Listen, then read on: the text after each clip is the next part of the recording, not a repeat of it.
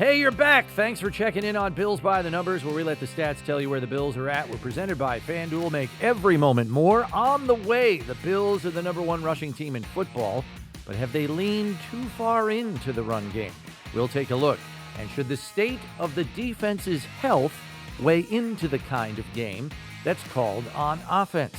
Steve is quizzed on Bills' run versus pass history, and we'll have our one burning question. School's in! Ring the bell!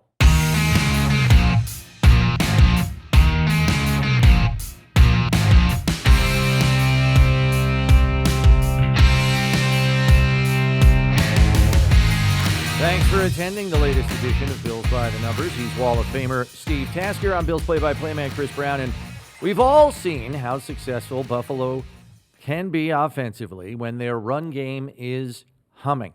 Even though there have been a couple of down days this season, the Bills are the number one rushing team in football. James Cook has been in contention for the rushing title this season since the start. And that success has convinced the offensive staff to lean way in on the run game, particularly on first down. After 9 games played, the Bills run the ball on first down 58.5% of the time. And they're 8th in yards per carry average on first down at 4.9, just a 10th off their season average of 5 yards even, which is tied for third best in the league. So, in these 3 things, we begin with this question. While that is good production, should the Bills be running that much on first down, Steve? I think it should be more balanced. I wish they'd do a little bit more. Now, I get it. You get into a game and you snap off a 6-yard run on the first play of the series. I don't have a problem with that. But the problem is if it doesn't work, I think that it's like an incomplete pass, right? Or even so, a loss of one, right? Mm-hmm. Now it's 2nd and 11. You got to do what it takes to win that game. I get that. And every game is different. So some games, run it every first down. But when you start stepping back and looking at the big picture like we're doing on Bills by the Numbers, it's like, man, I don't know. I'd like to see Josh. Now, they did that against Miami. They came out in that first series and started throwing it around and were unproductive. So I get, how you react like that and think, well, now we're going to start handing it off. But, man, I'm telling you, I think balance is the best.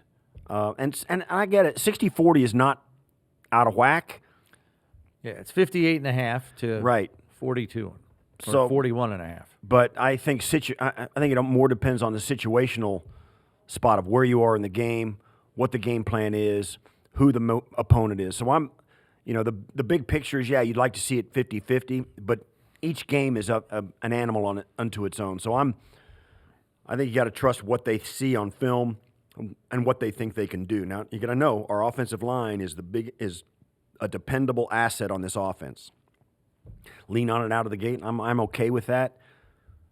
But in the big picture, you want to see it 50-50. Right. I think it's vacillated too far towards running the ball on first down. And look, it might be a byproduct, Steve, of the disjointed nature of the pass game. This offensive staff may not trust the passing game enough right now to get them consistent yards on first down to keep them on schedule. They might just simply trust the run game more, whereas we said as a team they average 5 yards a carry, so they just might say, well, the heck with it. The run game works well for us. We trust it. Let's run it on first down, get our 5 yards, and figure out the rest later. But when another team, an opponent, is keying on that because your tendencies say you're going to do that, suddenly you're less effective, and you've got to pivot. And I think they're at a point now where they have to pivot. I'm not saying become, the throw it more than anybody else in the league on first down, but I think we've seen the benefits of Josh under center, play action on first down this season. It's worked well for them. And I think there's nothing wrong with lining him up in the shotgun on first down on occasion with James Cook next to him and doing a read option fake and then throwing the football. There may be something to the fact that about their lack of confidence in their own passing game, even with Josh pulling the trigger.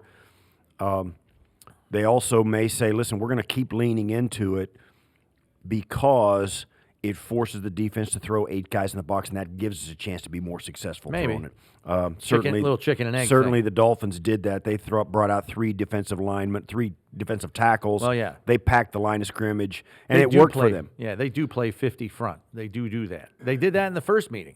And the Bills, I think the Bills are fine with that. They're going to run into that once in a while. They don't care. They feel like they can get it done a little better. But what gets in the way of that, the Bills are not uncomfortable in close games. But when you puke the ball up twice going in 3 different times and you turn it over in their end, that gets in the way of a close game, and all of a sudden it's not a close game. And when you're playing, your recipe is not that, doesn't have that big a margin for error. That's right. That's the problem. Yeah, when you play that low margin for error type style, and you cough up the football, you're going to end up on the wrong end of those sometimes. So it might require a shift in thinking, especially if this team is going to be coughing up the ball the way they had. I mean, 8 turnovers in their 3 losses. This team had 8 turnovers all season last year. Yeah. We knew that was not sustainable. You're not going to go year over year, lead the league or have the fewest turnovers in the league. That's just simply not going to happen. It's purely by happenstance and the law of averages. And now seeing the way they've coughed up the football of late, you may need to shift your thinking a little bit and try to widen your margin for error. And the best way to do that might be to throw the football. Right. They're not like leading the league in turnovers by any stretch. No. But in their losses, it's a problem. And I think that shows you where their margin of error is. As long as they mind their P's and Q's and don't put the ball on the ground, they're still very tough to beat. Yes, but in the 3 games where they have had 2 turnovers or more, all losses, they've averaged 15 points per game. In the other games this season, they are over 30 in terms of points per game average. They double their point output when they don't turn the ball over. Taking a look at some of the numbers, as we do here on Bills by the Numbers, of the 152 runs on first down, they've gained 735 yards. Of their 97 pass attempts on first down, they've gained 773 yards. The other 11 pass plays wound up being scrambles. Usually the yards gained via the pass far outgained the rushing total. Here, it's a mere 38-yard difference. Thing number 2, do these numbers on first down indicate why they're leaning into the run game so much on the first play of the series? Are they not as productive as they feel they should be on first down when passing? I think it's obvious. Yes, the answer is yes, right? The answer is yes, yeah. The answer is yes.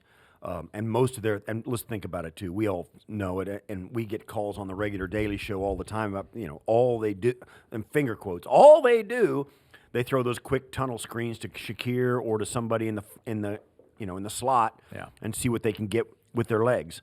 But teams have become wise to that. Right. So they are not as efficient on first down when they throw it as you would love them to be. That is an absolute truth, and that's one of the reasons, why those numbers are what they are. They have not been as efficient in passing game as they need to be, and I think the running game has been their savior to this point of the league and to this point of the season, and they're leaning on it. Now, teams are going to get wise to it, but I don't think they've hit every gear. And even when teams are wise to it, this team is good enough to win if they don't turn it over. And despite the disjointed look of the passing game, the numbers on first down say when the Bills do throw the football, they have been efficient. They rank 30th in pass attempts on first down, but they're 8th in passer rating at 110.4, 5th in completion percentage at almost 72%, 7th in yards per attempt at 8.4, 9th in yards per completion, 11.7, but 31st in yards after catch per completion at 3.7. A strange figure, knowing overall the Bills are 11th in the NFL in total yards after catch. Thing number 3, could the low yards after catch figure be part of why they lean toward the run game so much on first down? You're only getting 3.7 after the catch. You're averaging 5 yards a carry. Yeah, there's a lot in this, and not all of it's pretty. I think their propensity to throw the ball behind the line of scrimmage so much on first down, And that also plays into the fact that the defense is playing up to stop the run, that they're so heavy. They're up by the line of scrimmage. So that's where the defense is. And, they jump those routes quick. It's hard to make hay against a team that's set up to defend it. And, they just have not been successful enough throwing the football past the line of scrimmage on first down. Yeah. Certainly the 72, they're completing all their throws, but they're behind the line of scrimmage when there's, the guy stands up and catches a pass as quick as Josh can throw it. I am perplexed by the 7th in yards per attempt at 8.4. That just seems like an unbelievable figure for me in light of how the offense has looked when they throw on first down. There might be a play action, like the first play of the game against the Falcons. That skews the numbers. The completion to Palmer for 40 yards, right? That's going to up that number. Yeah. I just don't feel like there's enough of those to push that number to 8.4 yards per attempt. That's a fat number. There's not that many. I guess it's a small sample. You're right. Because they're 30th in pass attempts on first down. Yeah, so it's a small sample size skewing the number. Yeah. So one big play adds a yard to all those other attempts, right? So, it's they just have not done it. And I think I don't know that it's a lack of faith rather than just a doubling down on what they know they can do and their kind of philosophy of we're going to score enough points that you're going to have to keep up with us, whether we run it or not, and you're not going to have enough possessions to do that. Mm-hmm. And that has been, they're 6-3, and I can't think of a way that's more stark of contrast to tell you why they're 6-3 and they could be 8-1 than turnovers. I mean, that's it. If they don't turn the ball over in the Patriots game or this Miami game, that game is a win, not a loss. You have a hard time convincing me. Now, the Atlanta game is an outlier maybe, but they did turn it over in that game too. Twice, yep. So I don't think they're going to get off of that philosophy. Now, fans clamor for, a high-flying, light show from Josh and the MVP, defending MVP and all these guys and Keon and Shakir and Kincaid and let's go and James Cook in the passing game. And it's all, let's go, no huddle, the whole thing, right? Mm-hmm. But, man, they are tough to beat with this philosophy and no turnovers. They are almost impossible to beat. Right. When the turnovers come into play, that's when it gets a little hairy. Yeah. I think it's just crazy for Bills fans to accept the fact that this approach, while it does win games, seems to put restrictor plates on Josh Allen. I get it. But I'll say this, too. Josh has still got that gear. Yes, but how often is he allowed to go there? You don't want him to. Well, you don't want any. You want him to hand it off 55 times and win. I'm saying not.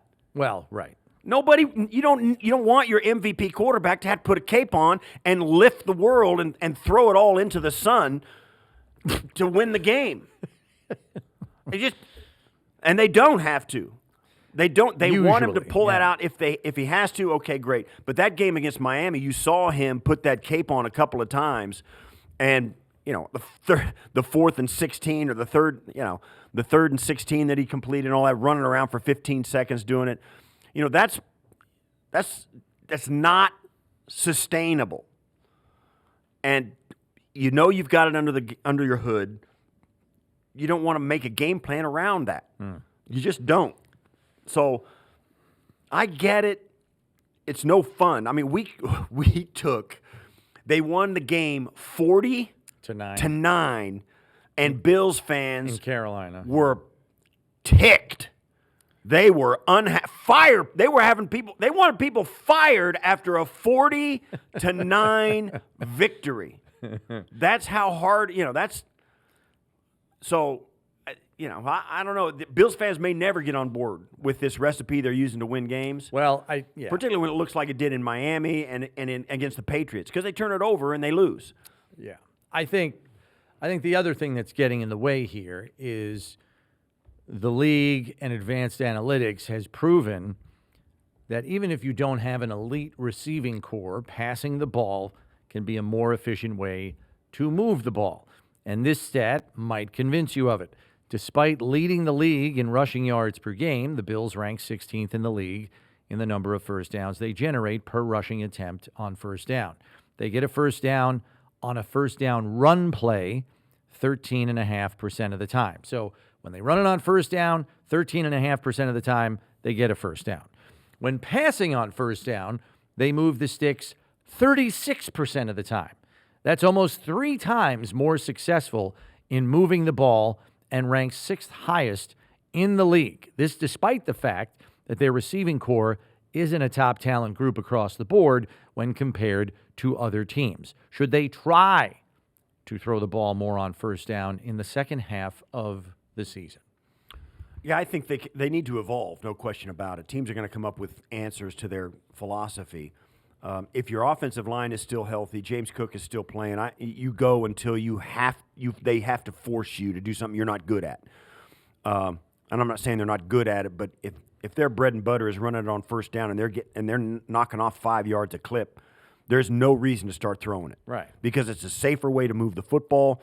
And like we've been talking about in trumpeting, you're just not going to turn it over much. So if teams force them out of it, they need to have an arsenal, a go-to philosophy in the throwing game to start throwing it on first down.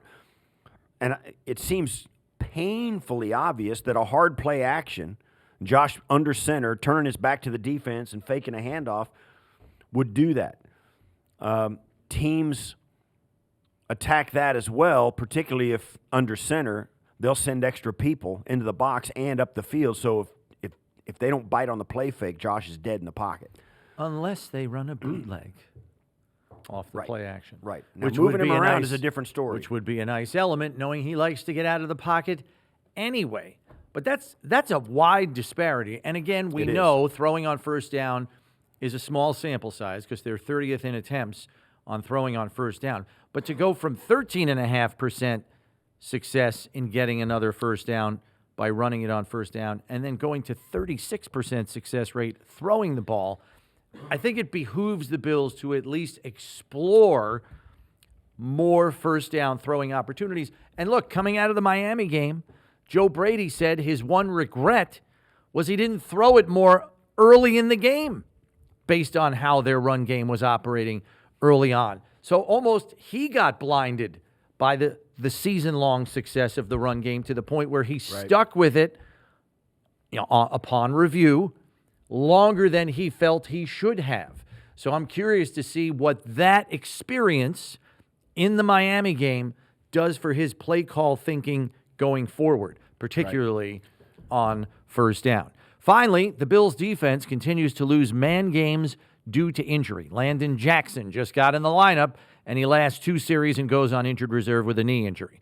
Should the player turnover and lack of manpower on defense influence how the offense is called? In other words, the defense is shorthanded. Let's not have them defend 11 or 12 possessions a game. Let's control the clock on offense with our run game, dominate time of possession, and give our opponent just 9 or 10 possessions for our defense to defend. What do you make of that? Absolutely. I mean, that's what they've been doing. Or trying to do in some cases. I think that's one of the things Sean McDermott hangs his hat on as a head coach. He knows how to make it easier on a defense because he was a coordinator.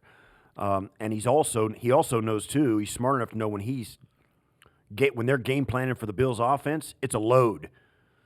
And the Bills' offense has a lot of weapons and the ability to stay on the field offensively. And particularly with a running game, I think that leans right into the strength of where your team's at now, and also makes it tough on your opponents, offense and defense. So your defense the opponent's defense is always going to be under stress because you got Josh Allen taking snaps, and whatever that means to you, that he can put pressure on a defense. We've seen it his entire career. You add that with a running game and an offensive line that's solid, and James Cook, and all of that stuff, you got to lean on that. And having the defense going through what it's going through on the injury front, I mean, that is a no-brainer to me. That's a no-brainer. Now, certainly, it's exactly what we've seen them do even when their defense was healthy. But, man, oh, man, this offense is the strength of the team. Yeah. And they've got to lean into it. Yes, and I'm in favor of that as well. And look, the defense is starting to get healthier.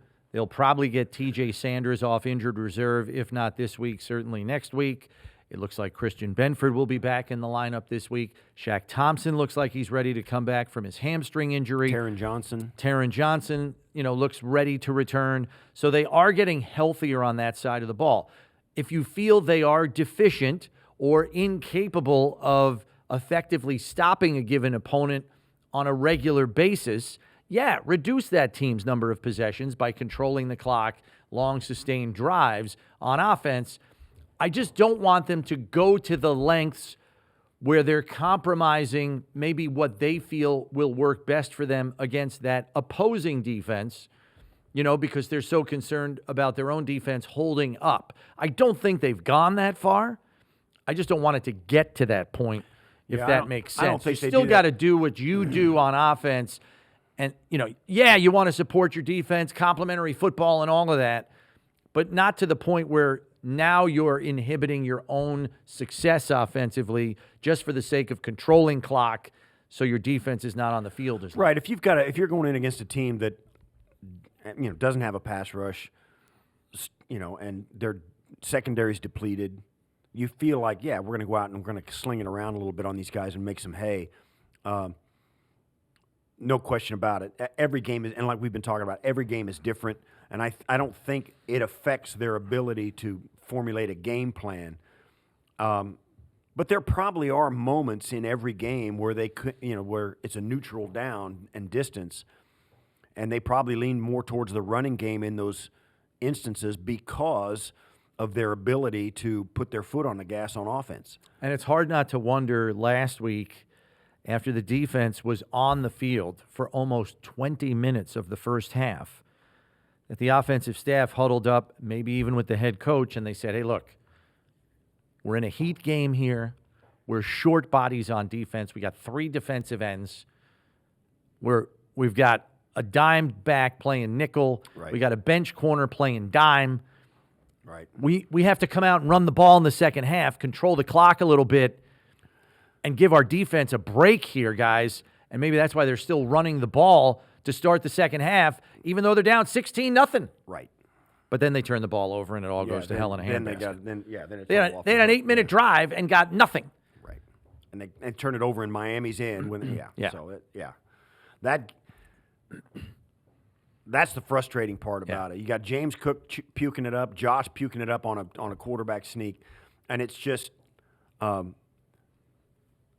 the weight of the turnover margin when the Bills turn it over is just crushing for a team that's playing with the philosophy of this one. We shift to the numbers game, where Steve will be quizzed on Bills' run-pass history.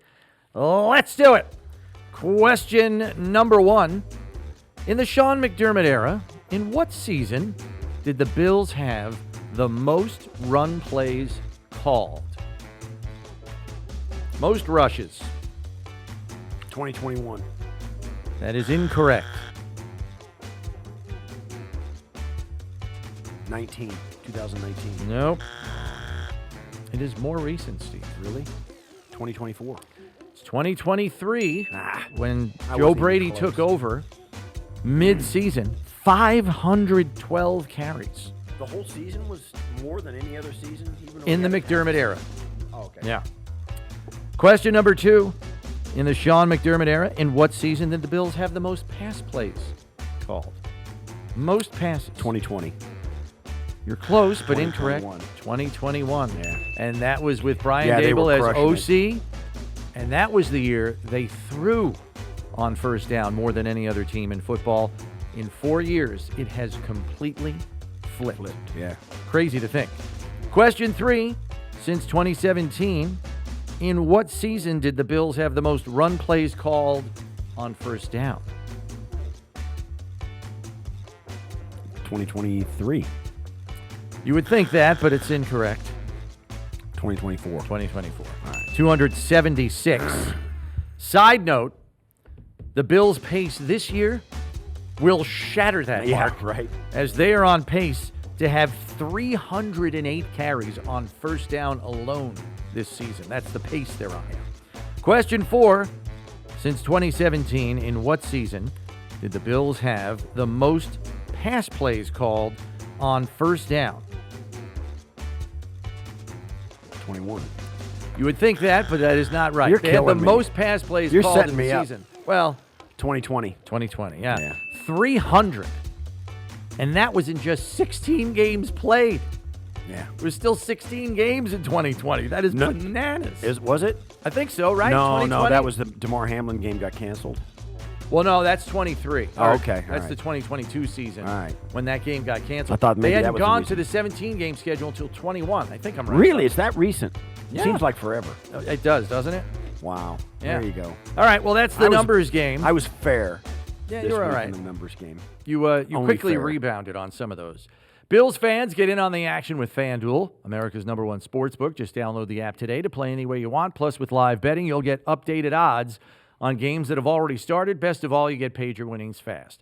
Make every moment more with FanDuel, official sportsbook partner of the Buffalo Bills. Time now for our one burning question. Do the Bills have to win their next 4 games against Tampa Bay, Houston, Pittsburgh, and Cincinnati to have a shot at the division title? I will tell you, New England had the Jets Thursday night, Cincinnati, Giants, bye week, then Bills. Yeah, I think the Bills are going to have to win until that Week 15 game against the New England Patriots, no question. Because the Patriots aren't taking their foot off the gas. They're not beating themselves, and the teams that they're going to play struggle with that. So they're going to have to keep pace until that game. It's hard to see the Patriots stumbling with the schedule that they've got, the fourth place schedule. So, yeah, I think the Bills got to win it. They got to win out. Now, certainly, in the big picture, you think, there's no way the Patriots can go 15-2 on the season. Right. But you can't count on that. I mean, I don't think they take you them one at a can. time. It's hard to sustain, as you say all the time, that level of play for 4 months. They've won 7 in a row, not counting the Thursday night game, which hasn't been played at the time of this taping. Patriots-Jets.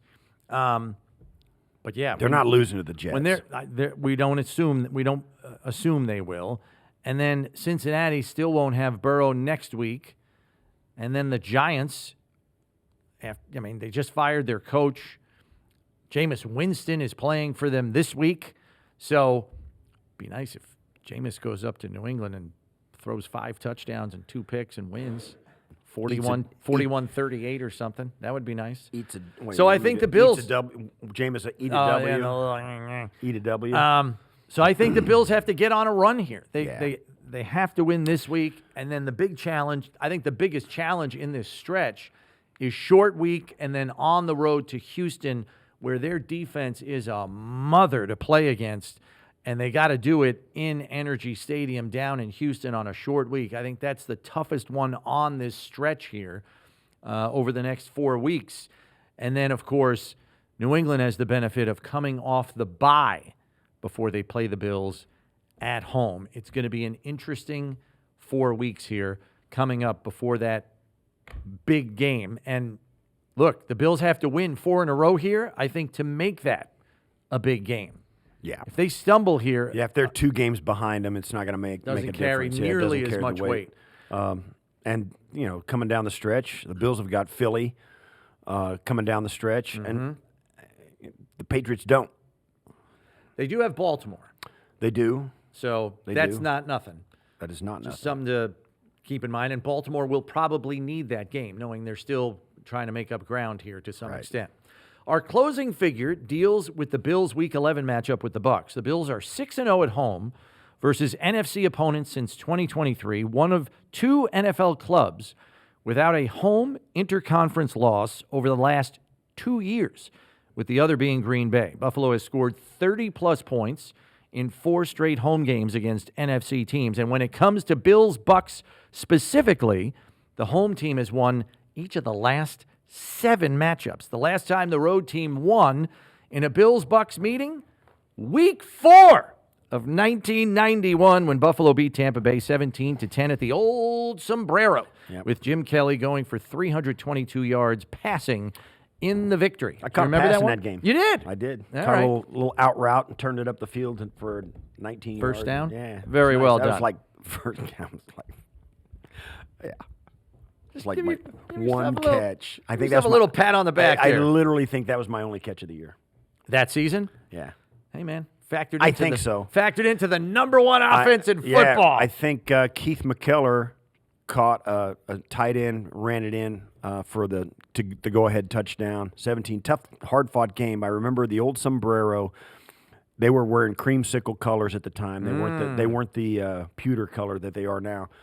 And on the sides of the sombrero, there was the season ticket block of creamsicle Buck fans, and all the way around, both sides was all blue and red. Oh, wow. That was the first One of the first real Bills Mafia stark takeovers. It was really stark, the contrast. You could see the season ticket blocks right in the middle of the between Wow. the 40s on both sides, and every place else was red and white. It was pretty cool. That is pretty cool. That'll do it for this episode. Be sure to subscribe on whatever podcast platform you use, or watch us on the Bills YouTube channel, because when you need to know about the Bills, you need to check Bills by the Numbers. For Steve Tasker, I'm Chris Brown. Thanks for listening. We'll catch you next time, everybody.